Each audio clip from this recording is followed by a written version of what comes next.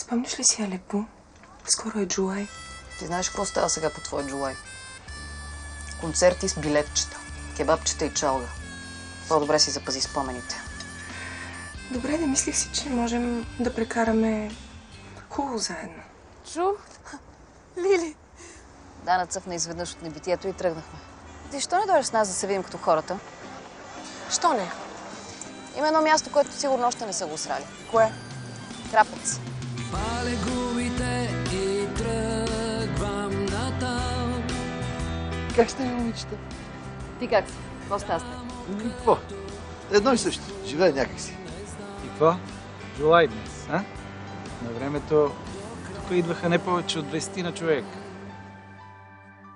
Понякога ми се иска така да избягам на такова място. Хем красиво, хем грозно, с този суров бряг, с това диво море.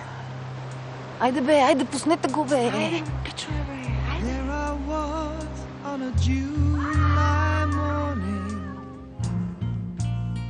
and the road of my